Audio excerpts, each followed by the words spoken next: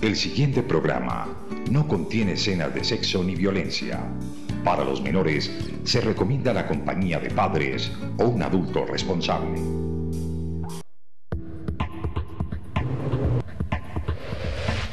El siguiente programa es independiente. Los temas tratados son responsabilidad de su productor.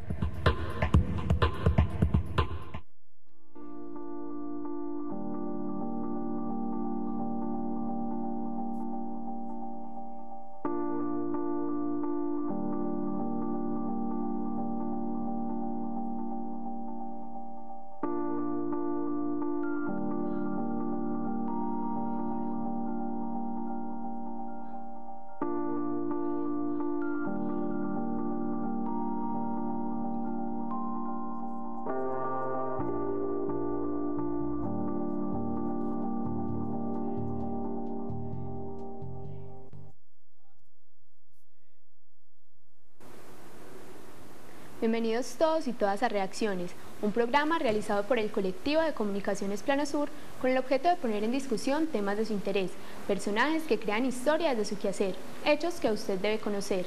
Somos la sociedad en movimiento presentada a la sociedad frente a la pantalla. Bueno, para hoy tenemos varios temas y varias notas aquí en Reacciones, pero Susana, cuéntanos entonces la agenda para hoy. Buenas noches para todas y para todos. Bueno, para hoy tendremos un debate acerca de los derechos de los animales y la aproximación a la naturalidad. En plano cultural tendremos también la historia de un hombre pues dedicado a cuidar los zapatos de las personas. El personaje reacciona, tendremos a Miguel Campos, miembro de la Fundación Federico Engels, y en la movida digital tendremos algunas recomendaciones sobre el aspecto de la espiritualidad. Bueno, bienvenido Mauricio. Muchas gracias. Hola Sandra, hola Susana, hola Mauricio. Efectivamente, hay una serie de temas que se vienen ventilando y con mucha fuerza, sobre todo a partir de la última década, temas que tienen, digamos, una dimensión ambiental. Recuerdan nuestros televidentes casos como el Katrina, casos como el tsunami que arreció en Indonesia, más recientemente la fuga del reactor nuclear en Fukushima, en Japón. También tenemos la ola invernal aquí en Colombia, para citar casos relacionados con la cuestión ambiental. Pero dentro de esta cuestión ambiental hay un aspecto muy particular que cruza de lleno, digamos, nuestras tradiciones culturales, nuestras tradiciones, por decirlo así, de folclore, y tiene que ver con la relación, muchas veces más que relación, el trato cruel frente a los animales. Recordemos que nuestra civilización occidental, católica, judía, y en este caso también capitalista y con un capitalismo muy atrasado como el colombiano, ha desarrollado unas formas de intervenir de manera brutal y desplanificada a la naturaleza y arreciar con muchas especies. Y tenemos un caso que es muy reciente, hace como un mes, del futbolista panameño que pateó una lechuza y que generó una discusión muy fuerte dentro de los medios de comunicación. El tema que vamos a tratar hoy está muy relacionado con todos estos asuntos, el asunto cultural, el asunto de folclore, pero sobre todo el eje del mismo es la relación humana respecto a los animales, y es el tema de los derechos ambientales. Para debatir estos aspectos tenemos aquí entonces a Mauricio Gómez. Él es el director de Defensores, que es una organización de aquí de la ciudad de Medellín que se encarga en todo lo que tiene que ver con el cuidado, el respeto, el tratamiento de los animales. Hola Mauricio. Hola, muchas gracias por abrir este espacio a un tema tan importante y que cada vez está ganando más espacio en la sociedad, y es ese valor cívico de respeto a las otras especies y a la naturaleza. Bueno, yo creo que debemos comenzar el debate primero pensando que el deterioro del ambiente es incuestionable y que las acciones del hombre han sido directamente culpables de lo que ha sucedido. Entonces, últimamente en las agendas de todos los sectores, de académicos, de organizaciones, se vienen repensando desde un lado ético y desde diferentes proyectos cómo buscar un mejoramiento no solo del ambiente, sino de nuestra relación con los seres no humanos, pero que son seres vivos indudablemente. Entonces, Mauricio, contanos un poquito qué se está haciendo aquí en Medellín con respecto a mejorar esta relación con nuestros pares, como lo quieren llamar muchas organizaciones, que son los seres vivos no humanos. Bueno, usted da como un panorama que toca la ética, eso es muy importante.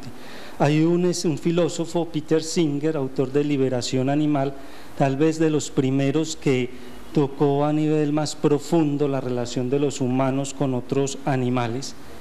Y ya que hablamos de ética, él tiene una noción de ética muy simple y es también respecto a los animales, y es actuar sin afectar a terceros.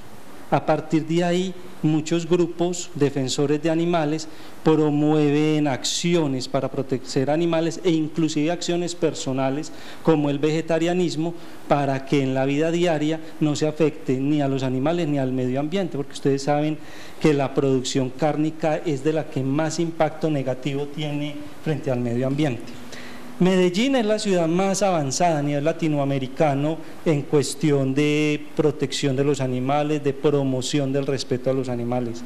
Desde hace 4 años, los grupos proteccionistas, defensores de animales de la ciudad, se unieron para conformar una fuerza política y tener representación en las decisiones que se tomen en la ciudad, y así fue como se eligió un concejal para representar a los animales desde su curul y a la vez a representar a todos los grupos defensores de los animales en la ciudad.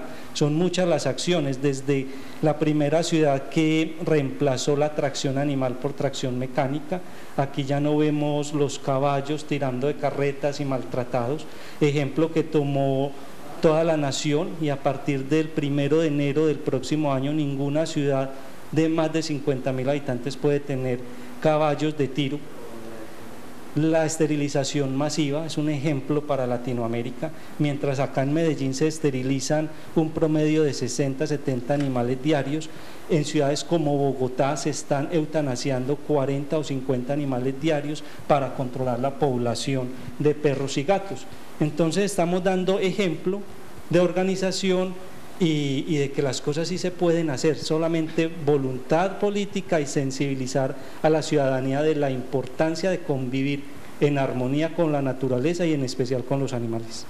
Yo creo que se da un debate, y es cierto lo que dice Mauricio, y es que se busca un trato más civilizado con los seres vivos y con el mismo ambiente a través de una dimensión reconstructora a partir de la acción humana sobre la naturaleza, pero hay una discusión muy importante, y es que se habla de los derechos de los animales como deberes de los humanos, pero esa parte de derechos se vuelve desde la parte legislativa y desde el derecho mismo como profesión un dilema. Susana, frente a eso yo quería pues como preguntar también a Mauricio, desde la perspectiva de defensores, cómo se ha visto pues la iniciativa para reformar el Estatuto de Protección a los Animales, que tiendan últimas a prohibir las corridas de toros, las riñas de gallos, etcétera. Sí, es muy importante cuando tocamos el tema de los derechos, porque eso tiende a confundirse en el ámbito jurídico.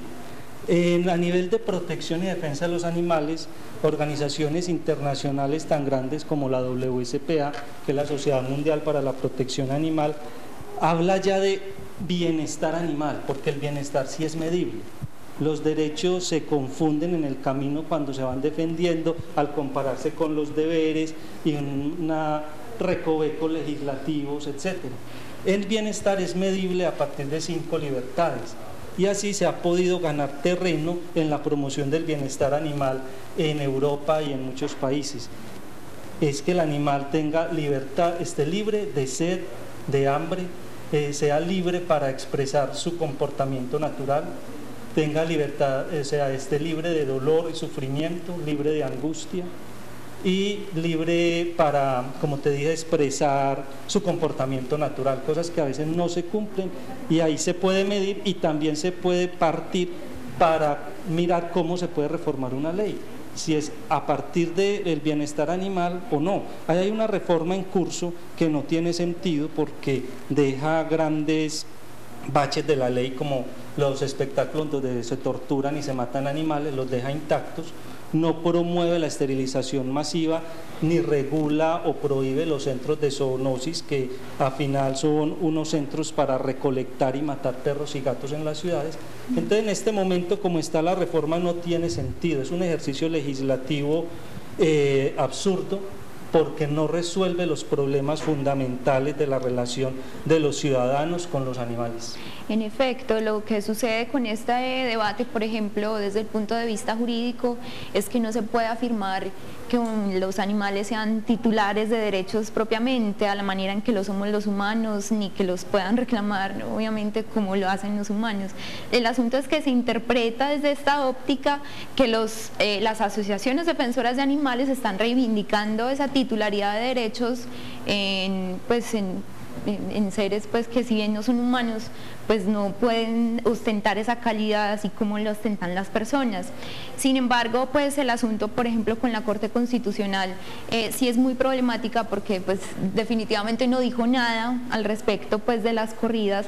A la final dejó eso como con una validez condicionada, o sea, sí se puede, pero no se puede, como que, o sea, a la final sí permite eso, pero regulando el dolor. El dolor no se puede regular, es algo que se da ahí, se da en ese momento y no se puede hacer nada para... Bueno, primero que todo, admite que es un espectáculo cruel. Pero si lo vemos a nivel histórico, retrospectivo, hay un gran avance. Hace 10 años, 20 años, de esa época se vienen presentando a la Corte iniciativas similares para abolir la corrida de toros o volverla incruenta. Y esas iniciativas, el debate en la Corte se demoraba 30 minutos y todos unánimemente fallaban en contra de la iniciativa. Este último debate tomó meses y hubo casi que mitad y mitad de los integrantes de la Corte que unos a favor y otros en contra. Entonces yo creo que a nivel histórico es un avance, sino que hay lo que sostiene los espectáculos crueles con animales, donde se torturan y se matan, es una generación de personas que digamos hace ya mucho tiempo legitimaban eso y que ya esa generación está desapareciendo. Muestra de ello son los grandes vacíos en los tendidos de las plazas de toros, la ausencia de gente joven en los espectáculos donde se matan animales, y eso mismo está pasando en la Corte, en el Senado, etcétera. Es un reemplazo generacional el que se está viendo en este momento, que para nosotros pues quisiéramos que fuera más rápido, pero si lo miramos retrospectivamente es un gran avance. Bueno, continuaremos con el debate después de unos cortes comerciales.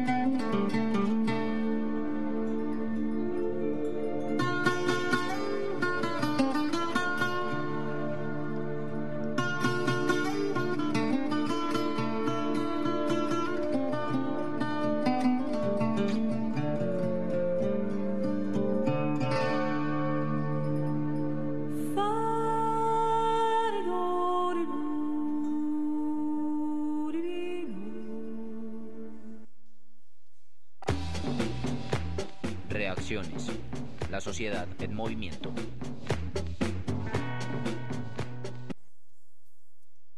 Estamos aquí en Reacciones y a propósito de nuestro tema de debate sobre la protección, el respeto y el cuidado de los animales, vamos a ver una nota con Álvaro Múnera. Él es concejal de Medellín y ha dedicado gran parte de su vida a la defensa por el cuidado y los derechos de los animales. A ver, desafortunadamente en Colombia los animales no tienen derechos porque son bienes muebles. Un animal todavía no es considerado como un ser sintiente en nuestro país. Hasta que no tumbemos eso, difícilmente vamos a lograr obtener que tengan derechos a respetar. Medellín es una ciudad distinta porque aquí hay voluntad política, porque aquí invertimos recursos en los animales, aquí erradicamos los cocheros, no tenemos centros de zoonosis, tenemos un escuadrón anticrueldad animal de la Policía Metropolitana, unidad móvil de esterilización, unidad móvil de adopción, el albergue La Perla, tenemos el programa Microchip. Hemos erradicado muchas cosas, el tábano en la feria de ganados, el tábano eléctrico para regar ganado. O sea, el único lunar que nosotros tenemos grande es la feria taurina, la situación del zoológico, que hay que ya para el próximo plan de desarrollo intervenirlo, llegando a un acuerdo con la Sociedad de Obras Públicas, y la problemática de los animales en la minorista, que por cuestiones legales no hemos podido invertir allá. Pero con esos lunares, o sea, sin esos lunares Medellín es una ciudad de ejemplo, pero en el resto del país es un caos total. Y lo que primero tenemos que hacer es legislar, modificar esa ley, pero entregándole a los animales el derecho como seres sintientes a no ser maltratados y con unas penalidades muy duras al maltrato animal.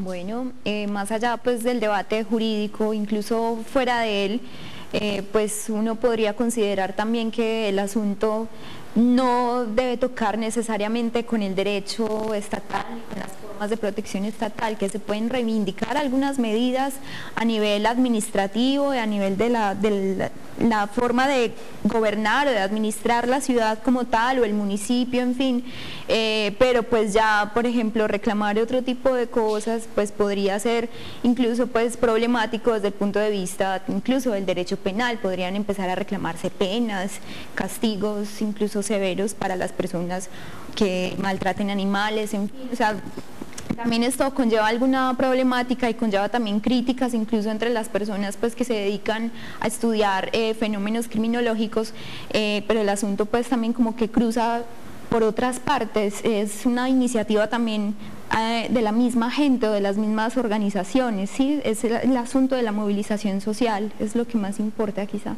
Es un avance social y que eso tiene que estar interpretado en algún momento a nivel legislativo. Y usted dijo algo muy importante, es la parte de administración de las ciudades. Mire que mientras en Bogotá se gastan millones y millones de pesos eutanasiando 90.000 animales en la calle, eutanasian cada semana entre 80 y 100 animales. Y eso no ha solucionado el problema de perros callejeros en la capital.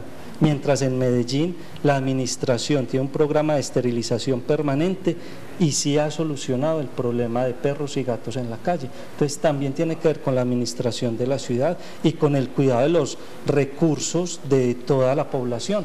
El tráfico de fauna silvestre, que ahora nos entra ya una época crítica en el tráfico de fauna.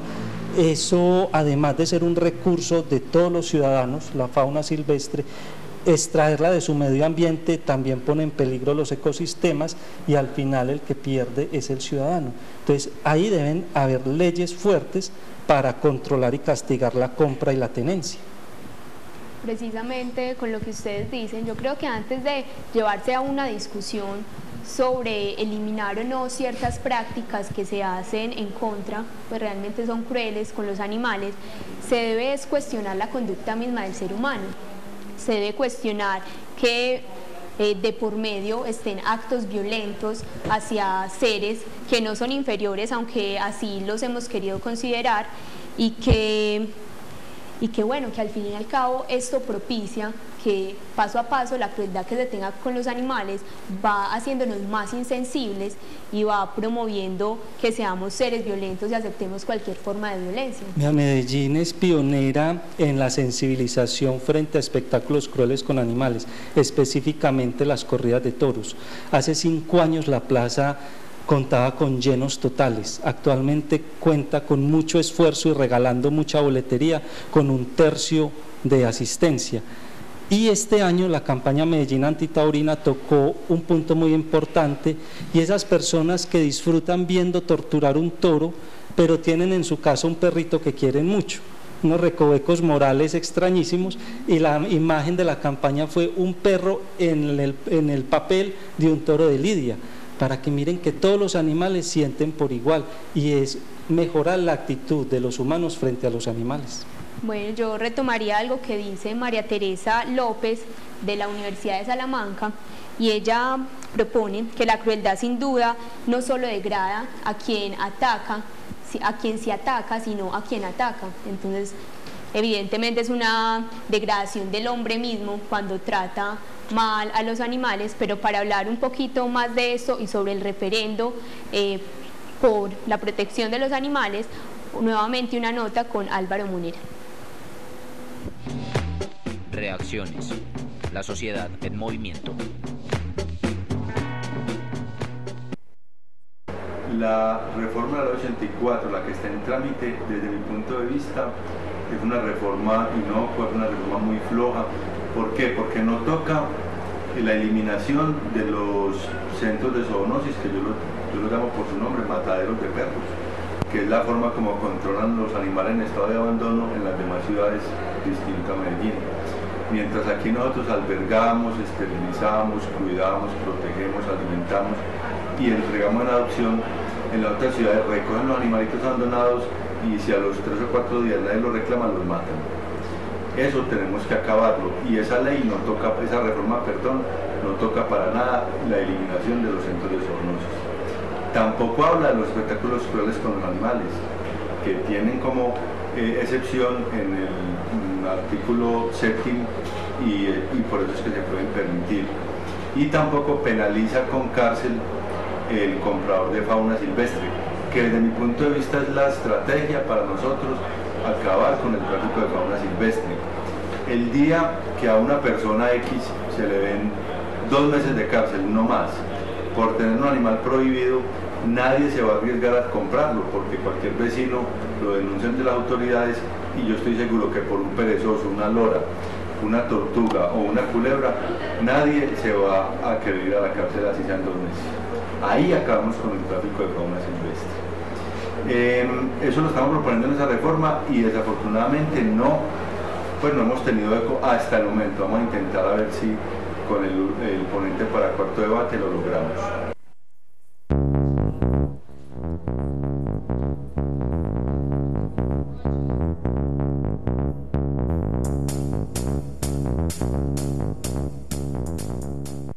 Bueno, estábamos mirando ahí el BTR sobre el tema de debate, los derechos de los animales, muy entrecomillado, porque precisamente si algo ha salido, digamos, en claro de lo que se ha hablado hasta ahora, es que no se puede hablar de derechos bajo ninguna circunstancia, por una razón.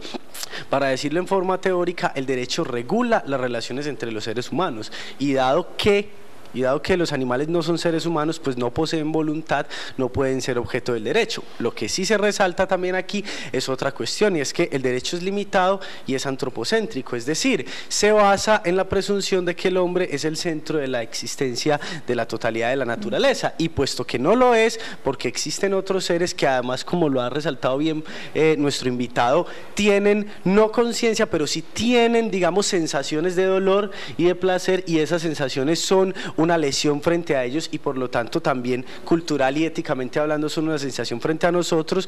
Hay que cambiar, digamos, la visión que poseemos del mundo, más allá del derecho y más allá de esa visión antropocéntrica que tenemos, centrados en la existencia humana. Ahora bien, eso toca un segundo punto que también queda en claro de lo que acabamos de escuchar de mis compañeros y del invitado, y es que el cambio fundamental debe ser un cambio operado sobre la conciencia, sea por asuntos políticos, políticos, religiosos, éticos o morales. Aquí lo que hay que entender es que se trata de un cambio de nuestra forma de concebir el mundo, y que ese cambio de nuestra forma de concebir el mundo debe hacernos entender que somos parte, por decirlo así, de un organismo total, que es la naturaleza, y que si se resiente un elemento de esa naturaleza, sea una especie animal o sea, digamos, la fauna o la flora, también, por ejemplo, cuando hay megaproyectos de minería, se resiente es el total, y tenemos catástrofes naturales o tenemos, digamos, una expresión de violencia que nos denigra a nosotros en cuanto a seres morales, seres humanos, pero también terminamos, digamos, rompiendo el ecosistema, y al hacer eso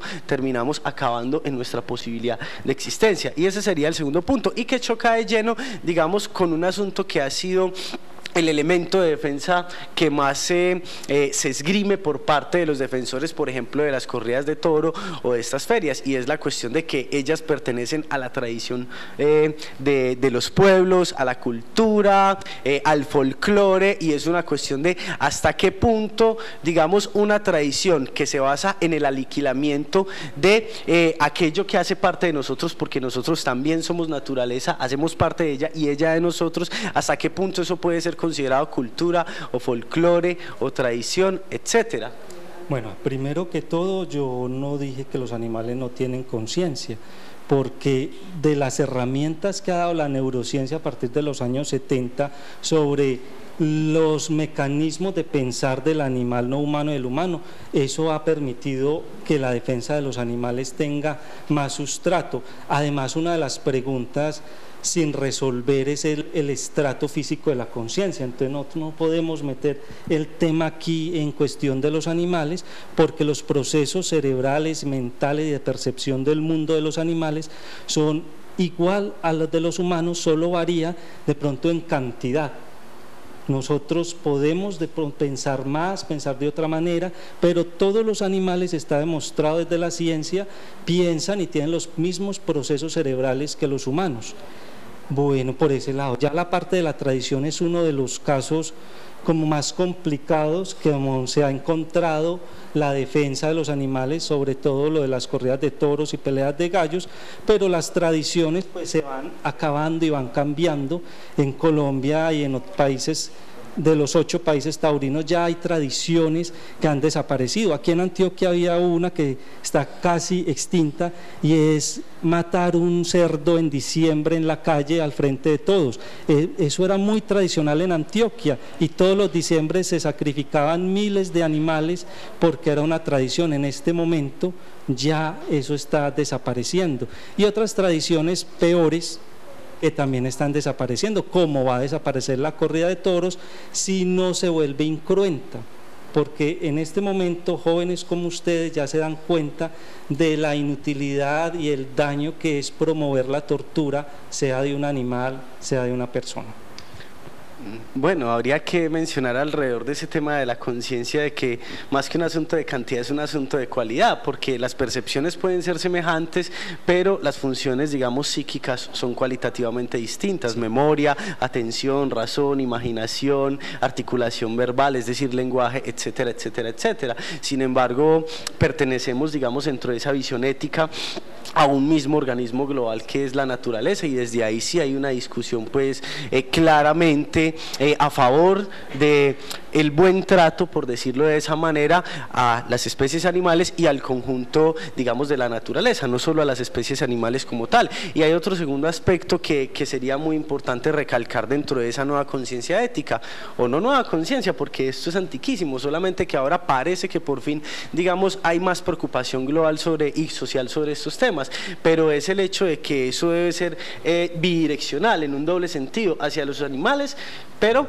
a la vez como si fuera un espejo que se convierta en una conciencia de nuestra propia condición humana. Lo digo, por ejemplo, en el caso de la famosa lechuza de hace un mes, que se convirtió en un escándalo nacional mediático porque estaba cruzado con un show de masas como lo es el del fútbol, pero que en la expresión, digamos, histérica en la que se manifiesta, claro, obviamente moralmente correcta y legítima. La expresión de rechazo que se manifiesta frente a este maltrato de la lechuza parece que no refleja la necesidad de rechazar la violencia misma que se da estructuralmente en nuestra sociedad, la violencia de las comunas, la violencia sociopolítica, etcétera, etcétera. Se trata de mirar hacia allá y de mirar hacia acá, como si fuéramos espejos que nos estuviéramos reflejando de manera, digamos, fue mutua. Muy particular ese ejemplo, porque se dio cuando los mismos medios de comunicación que estaban rechazando el maltrato de esa lechuza celebraban el maltrato de toros en las plazas.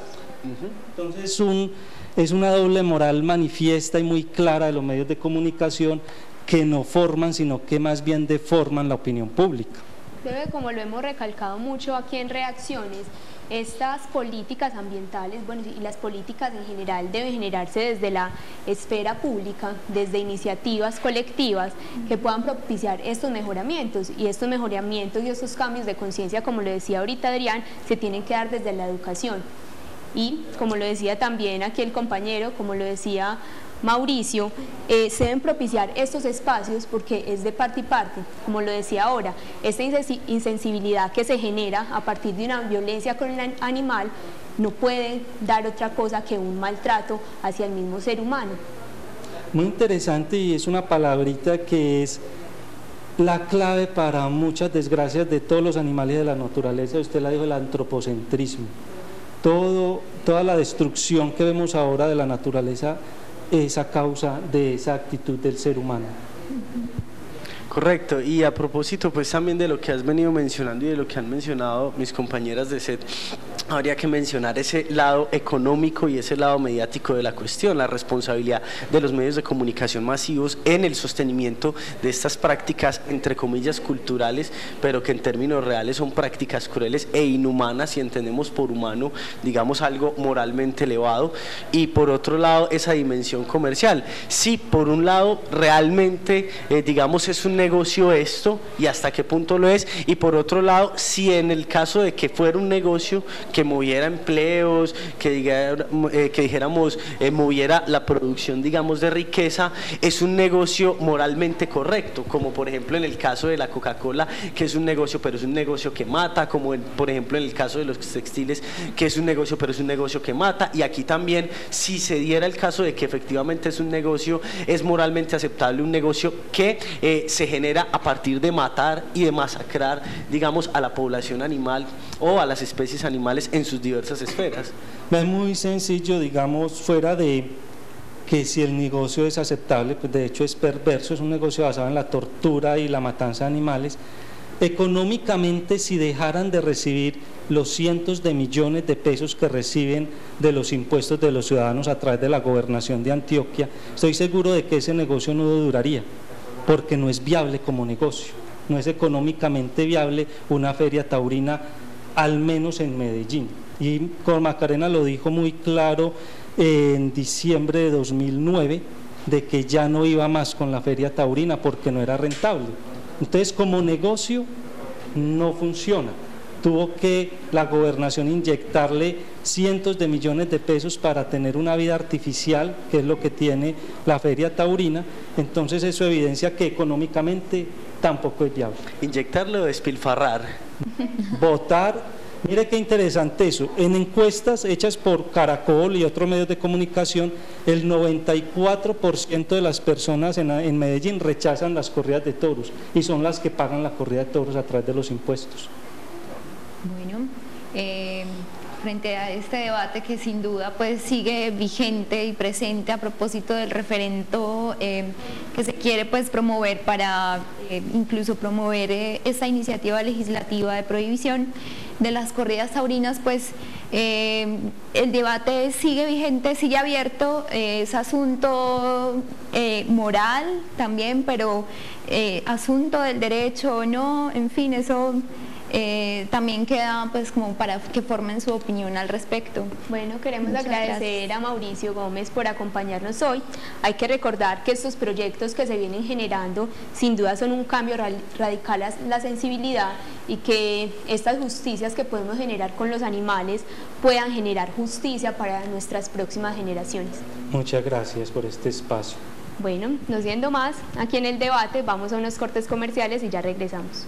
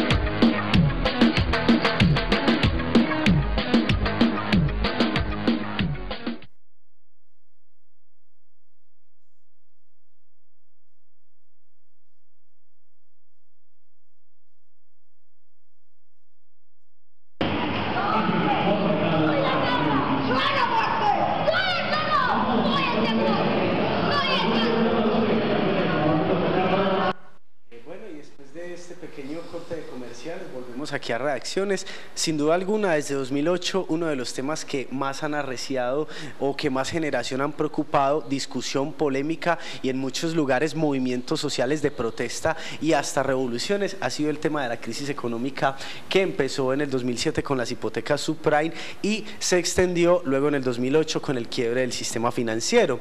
Eso toca de lleno, digamos, uno de los aspectos fundamentales del debate contemporáneo, y es el debate económico, que aquí también lo hemos discutido muchas veces, sobre el sentido y la supervivencia del capitalismo, sobre la cuestión política y sobre una serie de temas que reviven una tradición de pensamiento que a veces ha querido ser, digamos, soterrada, olvidada y excluida de la academia, como es la tradición marxista.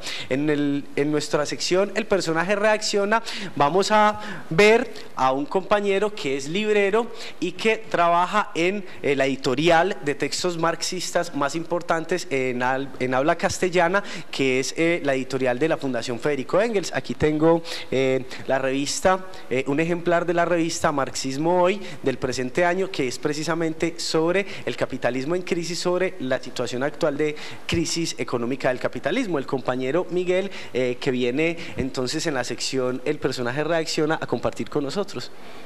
Hola, buenas tardes. Miguel, bienvenido. Comenzaremos pues como a preguntarte cómo ha sido todo tu trabajo con esto de los libros desde la editorial y cómo de pronto educar a partir de esta labor. Bueno, sí, la editorial, la Fundación Federico Engels nace como un proyecto precisamente a principios de los años 90, ¿no? En el contexto además de una ofensiva muy fuerte contra las ideas del socialismo, del marxismo, donde en ese momento pues nos parecía, no solo a mí, ¿no?, sino a todo un grupo de personas, ¿no?, que pensábamos que realmente se da una contradicción, y se sigue dando, ¿no?, que es que las ideas de Marx, de Engels, de Lenin, de Trotsky, de toda una serie de pensadores, Rosa Luxemburgo, ¿no?, toda una serie de pensadores marxistas nunca se han visto tan reivindicadas, ¿no?, por la realidad, por los hechos de lo que vemos en el mundo, ¿no?, la concentración de una inmensa riqueza en muy pocas manos, mientras vemos desarrollarse, ¿no?, una inmensa pobreza, ¿no?, en la que vive la mayoría de la sociedad, ¿no?, o frases como socialismo o barbarie, ¿no?, de Rosa Luxemburgo ya no se convierten en frases, sino que son hechos que vemos día a día, y al mismo tiempo eso coincidía con que aparentemente había una ofensiva donde se planteaba que esas ideas habían fracasado, ¿no?, que no tenían ningún tipo de vigencia. Entonces, bueno, la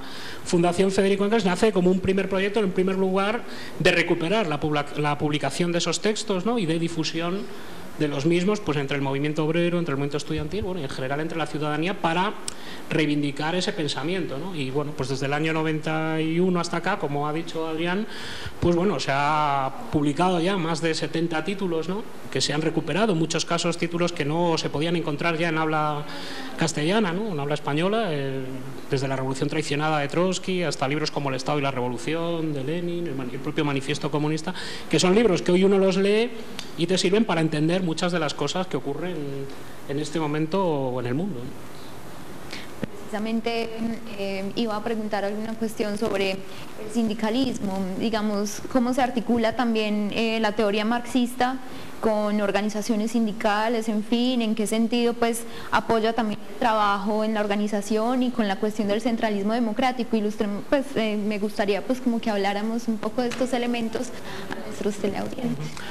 Bueno, dentro del mundo sindical pues es necesario, ¿no?, el analizar, o sea, para poder dar una batalla para defender los derechos de los trabajadores, bueno, en el mundo sindical y yo creo que también en el mundo estudiantil y en cualquier ámbito, tú primero necesitas comprender, ¿no?, los fenómenos, el contexto en el que te desenvuelves para poder luchar de una manera efectiva, ¿no?, y bueno, pues contra todas las tendencias que genera el capitalismo, ¿no? Entonces, desde ese punto de vista, bueno, nosotros un poco la labor que hacemos es, ya digo, difundir estos materiales, tanto obras de los clásicos del marxismo que pensamos, ¿no?, que hoy permiten comprender muchos de estos fenómenos, ¿no? De hecho, muchas veces la gente se sorprende cuando lee el Manifiesto Comunista o libros como Salario, Precio y Ganancia, donde se ven explicados muchos de los fenómenos que hoy vive en su realidad cotidiana, ¿no? Y otra parte del desarrollo de la Fundación también es publicar textos actuales, ¿no? Pues, por ejemplo, sobre todo el desarrollo, el control obrero, la lucha por un sindicalismo combativo, un sindicalismo de clase, pues todo eso también se trata de recoger las experiencias, o sea, no solo recuperar clásicos del marxismo, sino también experiencias de lucha, ¿no?, que se están dando en estos mismos momentos por recuperarlas, ¿no? De hecho, varios de los libros de la Fundación pues han sido recuperando la memoria histórica de la propia clase obrera, ¿no? Pues luchas históricas que se han dado y que no son conocidas para que sirvan como un ejemplo para otros trabajadores que están luchando en estos momentos, ¿no? También esa nos parece una función importante. Precisamente, Miguel, la Fundación Federico Engels, como ya había dicho, edita los textos marxistas en lengua castellana más importantes a la fecha y es muy renombrada sobre todo en las ferias internacionales del libro como la española, la venezolana actualmente, ¿cierto? La Feria del Libro de Cuba y otros países de América Latina. Quisiera que nos comentaras un poco de esta experiencia, digamos, de comercialización de los libros de la Fundación Federico Engels en estas librerías y si tiene alguna relación con los nuevos vientos de cambio por los que atraviesa América Latina hoy. Bueno, pues sí, una cosa que hemos visto nosotros en todas las ferias del libro, ¿no?, donde intervenimos, donde hay, pues no solo, de hecho la oferta de libros marxistas pues prácticamente se está recuperando ahora, sino que en muchos casos hasta ahora lo único que había pues era, bueno, pues la literatura normal, comercial, digamos, más extendida. Es que hay un crecimiento, ¿no?, año tras año, del interés y de las ventas, ¿no?, de libros marxistas, ¿no? Bueno, esto no solo lo vemos nosotros, sino que incluso recientemente pues libros como El Capital o El Manifiesto Comunista han sido reeditados por las propias editoriales capitalistas, ¿no? Más allá de que esto cuestione su sistema, en la medida en que se vende, pues tienen que reconocer lo que es un hecho, ¿no?, que es que aumenta el interés por estos libros, ¿no? De hecho, hace un par de años, bueno, lo reconocían grandes editoriales que, bueno, que los pedidos del Manifiesto Comunista y en general de la obra de Marx habían aumentado, ¿no? Esto es muy significativo, ¿no? Bueno, esto es algo que nosotros explicábamos ya cuando en el año 91 empezamos con la labor de la Fundación, ¿no? Es decir, que para, como se nos decía, ¿no?, que el marxismo estaba muerto, pues para ser algo muerto se gastaban inmensas toneladas de tinta en explicar que estaba muerto, ¿no? Generalmente cuando algo está muerto no necesitas explicar mucho, ¿no?, que ya no existe, porque es evidente para todo el mundo. El problema es que efectivamente las ideas de Marx, de Engels, se ven reivindicadas hoy por la realidad de lo que vemos, ¿no? Es decir, tú tienes, bueno, cómo realmente el mundo está dominado por un puñado de grandes multinacionales, ¿no? Y realmente el Manifiesto Comunista, cuando fue escrito, no hablaba del capitalismo en ese momento, porque el capitalismo en ese momento eran más bien pequeñas empresas, sino que una del talento de Marx es el ver el desarrollo que va a tener el capitalismo y explicar, ¿no?, pues cosas que vivimos hoy, como el mecanismo de la crisis, el por qué se da esa crisis y demás. Evidentemente, es algo que muchas veces se le ha reprochado al marxismo. Tú en Marx no ves en ningún momento el afán de pontificar, de escribir una Biblia que ya quede ahí todo zanjado, sino todo lo contrario, el desarrollar un método para, en primer lugar, partiendo de la realidad, y en segundo lugar, que en última instancia se valida o se confronta con la propia realidad. Desde ese punto de vista, cuando hay gente que dice que hay que renovar el marxismo, es que la propia idea del marxismo es que es algo que no se termina nunca. Nunca llega alguien que dice, no, ya aquí está dicha la última palabra del marxismo, sino que es algo que se trata de ir desarrollando permanentemente, ¿no? Esa es la propia esencia.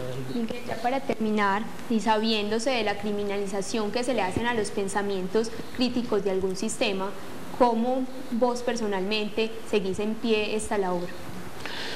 Bueno, pues efectivamente, ¿no?, el marxismo ha sido criminalizado, ¿no?, igual que otras ideologías que cuestionan el sistema, el anarquismo, etcétera, y bueno, pues lo primero es dar a conocer realmente qué es el marxismo, ¿no? Yo creo que es el primer aspecto, ¿no? Es decir, que los jóvenes, los trabajadores puedan acceder por sí mismos a a los textos marxistas, tanto del pasado como que se están elaborando en estos momentos, y juzgar por sí mismos si eso tiene validez para explicar cómo funciona esta sociedad o no, porque lo que estamos viendo es que lo que no tiene validez es el pensamiento capitalista, ¿no? Donde, bueno, pues vemos cómo en el año 2007 todavía el FMI hablaba de 20 años de desarrollo prolongado, se nos decía que no iba a haber ninguna crisis, y si tú analizas el pensamiento marxista y el método del marxismo, pues ahí está explicado por qué inevitablemente el capitalismo una y otra vez entra en crisis. Y claro, cuando decimos que entra en crisis, eso significa pues miles de personas que pierden su trabajo, guerras, miseria. Es decir, no estamos hablando de una palabra, estamos hablando pues de situaciones muy dramáticas que vivimos hoy en todo el mundo, ¿no? Entonces pensamos que el marxismo es un arma para poder estudiar y cambiar eso, ¿no? Como decía Marx, no se trata de interpretar, sino fundamentalmente de transformar la realidad. Bueno, Miguel, para despedirnos entonces, y aunque queden en el tintero muchos aspectos, como algo que quisiera preguntar sobre el conflicto armado colombiano, pues bueno, tenemos estos dos textos recomendados, editados también por la Fundación Federico Engels, Reforma o Revolución, de Rosa Luxemburgo, y El Estado y la Revolución, de Vladimir Ilich Lenin. Bueno, Miguel, agradecemos que estés aquí en Reacciones. Ya vamos a unos cortes comerciales y seguimos con Plano Cultural.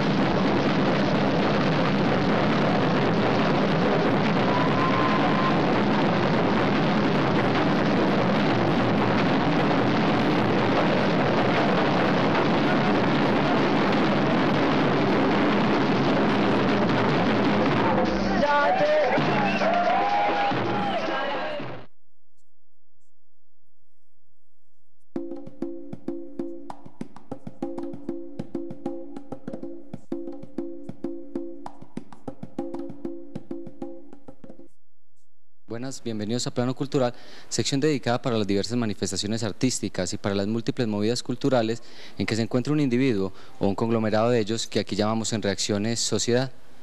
Para el día de hoy tenemos una nota que huele a betún, a cuero, a caminos, creo que huele a antaño. Nuestro corresponsal cultural Jason Medina estuvo hablando con un lustrabotas de la ciudad, estuvo hablando con Jaime Parra, un embolador de zapatos de la avenida La Playa. Allí se habló un poco de todo, se habló de fútbol, de política, de su oficio y de su familia. Veamos la nota.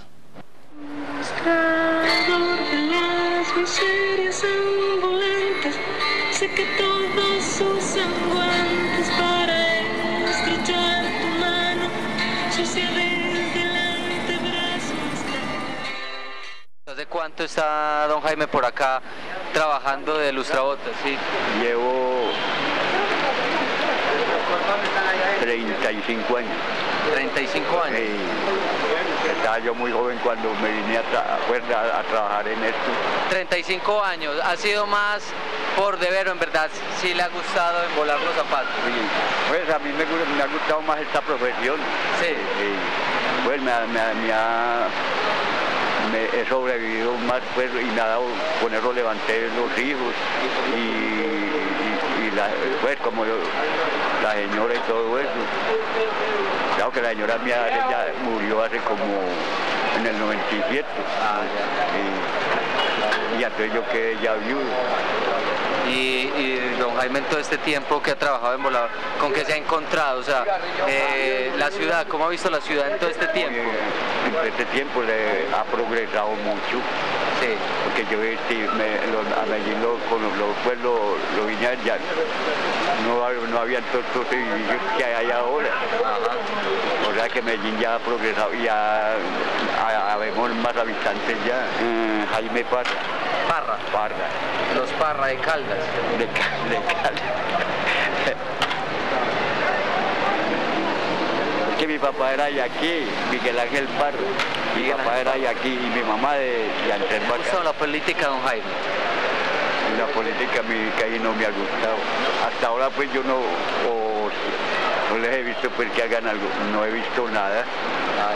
¿Sabe por qué le hacía la pregunta? Porque en eso va a ser el aniversario de Jorge Eliezer Gaitán, de la muerte de Jorge Eliezer, ahorita el 9. Ahora el 9. Ajá. ¿Don Jaime sabe alguna cosita de Jorge Eliezer Gaitán? ¿Recuerda algo de él? No, porque cuando lo mataron estaba yo muerto. Tenía por ahí como muy pelado, estaba muy niño, tenía por ahí como 6 años. Ah, sí, no me acuerdo casi. ¿Le gusta el fútbol a don Jaime? Sí. ¿De quién es hincha? Yo soy hincha de Nacional. Ah, bueno, ahí estamos también. Sí, yo le gusta Nacional. Toda la vida me ha gustado. Ganamos el último clásico. Sí. Ay, mañana me parece que vuelven y juegan. Mañana vuelven como que juegan un partido atrasado, yo no sé, vuelven y juegan Nacional. No, es que son 18 fechas en el campeonato, entonces esta es una más. O sea que mañana hay fútbol, Mañana hay fútbol, exacto. O sea que vuelve y juega Nacional y Medellín. Eso, sí. Pero y con la chaqueta roja. Con la chaqueta, dicen que soy... Claro que esta chaqueta porque me la regalaron. No tiene que recibir lo que le regalen a uno. Hombre, esos zapatos me los regaló mi hermana. Yo uno para acá decir que sale. A mí me han regalado ropa, pantalones, entonces yo recibo. No, eso está muy bien. Sí. Ay, que quedó campeón de la Copa Libertadores. Ajá, claro. Que le ganó el Olimpia de Paraguay. Sí. Todavía viene mucha gente a que se lustren las botas, los zapatos. Ya, el trabajo ya no es como antes, pues ya ha mermado mucho, porque como ahora hay mucha gente que, digo que nos ha dañado el trabajo, mucha gente que usa, ya ponen es puros tenis y zapatos que no hay necesidad de echarles betún. Entonces eso ha mermado mucho el trabajo. Claro que sí se consigue, porque uno no debe ser desagradecido, sí se consigue, pero no como antes. Claro que sí. Entonces, ¿cuál fue esa buena época en la que uno decía, hombre, todos los días nos resulta trabajito para embolar los zapatos? La época buena fue hasta, como hasta el año 2000, hasta el 2000. ¿2000? Sí. Ah, bueno, pues, entre comillas reciente, sí. Todavía se veía. Sí, del año 2000 para acá es que ya ha mermado mucho el trabajo, del 2000 para acá hasta los presentes. Claro que sí se consigue, pero ya menos, muy poquito joven se lucha. Y ya luchan más gente como ya más bien veteranos, son los que más se luchan. La gente joven no, porque la gente joven que usan es como puro tenis, sí. Usa más, el veterano sí usa zapatos, uno que otro usa el zapato de material. Y don Jaime, cuando quiere lustrar sus zapatos, ¿los lustra usted mismo o uno de los compañeros? No, lo mismo lo lustro. Sí. Ya usted tiene pues el punto para...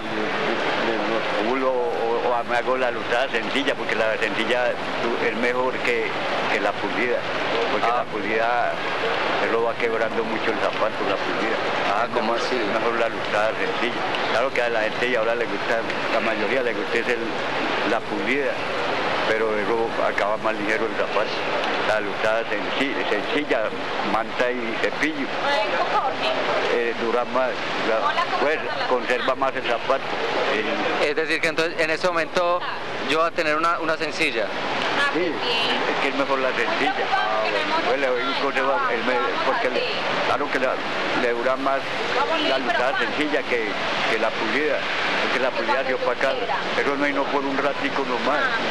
¿La pulida es qué? O sea, ¿qué tiene la pulida? Con el trapito, con este trapito uno llega y echa agua y con el betún va puliendo, va puliendo el zapato, se va dando el brillo. El zapato primero uno llega a limpiarle, quitarlo la suya, entonces pasa uno con el estope y le va quitando el mugre al zapato y después ya lo da cepillo y después ya le pone el betún que le ponemos que cafecito, ¿no?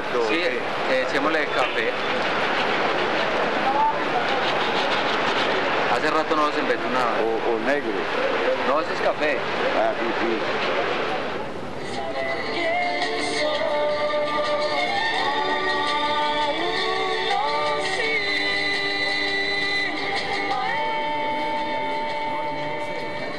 Bueno, Jaime Parra, un hombre nacido en Anserma Caldas, hincha en Nacional, apolítico, lustrador de caminos, enseña que cualquier oficio de que se haga con ganas puede ser un arte, es un arte. Por ejemplo, para mí lo que él hizo es una sinfonía que al compás del cepillo, del betún, del trapo y el agua, fue lustrando, fue dándole brillo al trasegar de un caminante. Hasta aquí Plano Cultural, vamos a un corte.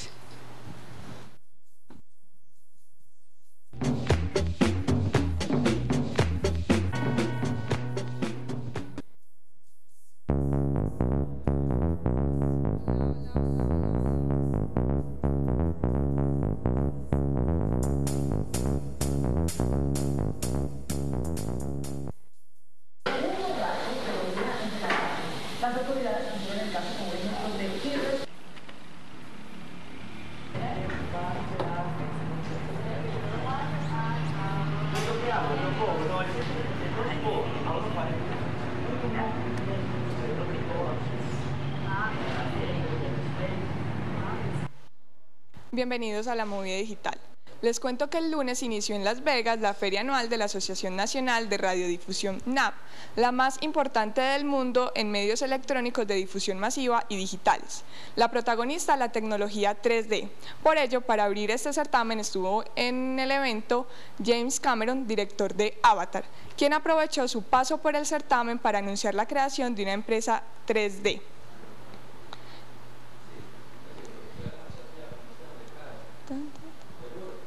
James Cameron anunciaba que ese es el futuro de las películas, que ya todo será producido en ese formato y que a partir de ahí se extraerán las versiones en 2D y no al revés, como ocurre actualmente.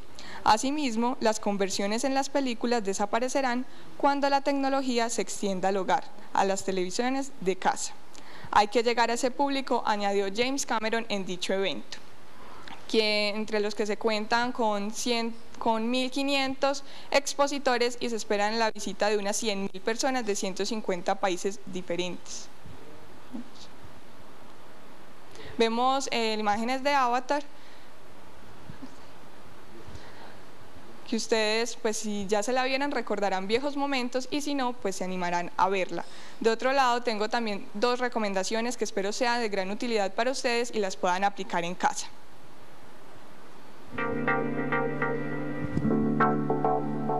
Para tener su escritorio en 3D o en cubo, primero debe descargarse un software libre llamado Desk Space. Para ello, va a Google y busca este programa, logrando varios resultados, o puede ir directamente a una página como Softonic, portal programas u otras, e introducir el nombre del programa en la búsqueda interna de la página, y así obtener este software libre. Después de descargado e instalado, puede configurar los fondos de sus diferentes escritorios, la privacidad, la combinación de teclas que permitirá en cada uno y los movimientos de los cubos. Y así, entre estas y otras cosas que se decida explorar, podrá empezar a disfrutar de un escritorio de 6 caras y hacer su tiempo y espacio más eficiente.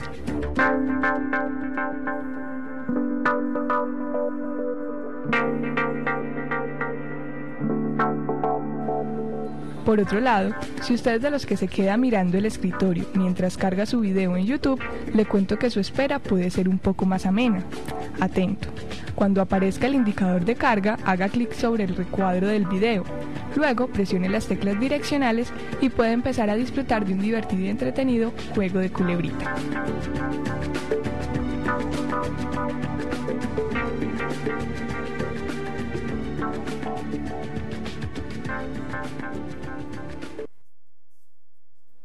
Tenga en cuenta al descargarse el software libre para tener su escritorio en cubo, o sea de 6 caras, que sea compatible con su sistema operativo, sea XP o Windows Vista. Esto es todo por hoy en la movida digital, sigan con más en Reacciones. La sociedad en movimiento. Bueno, esto ha sido todo por hoy en Reacciones. Recuerde visitarnos en nuestra página web www.plano-sur.org y en nuestros espacios en Twitter y en Facebook. Bueno, muchas gracias a todos. Hasta la próxima oportunidad. Gracias, Miguel, por estar aquí. Pues muchas gracias por la invitación y pues un saludo a todos los que nos han seguido. Nos vemos dentro de 8 días, hasta pronto.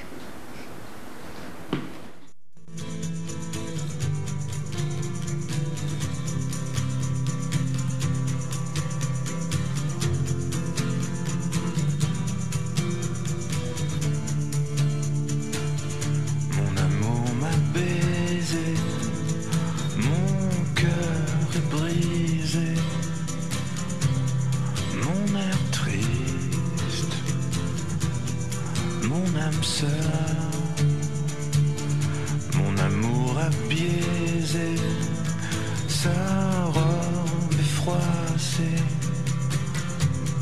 Mon âme pleure sa police. Ce fut un plaisir, plaisir d'offrir. Mais j'ai mal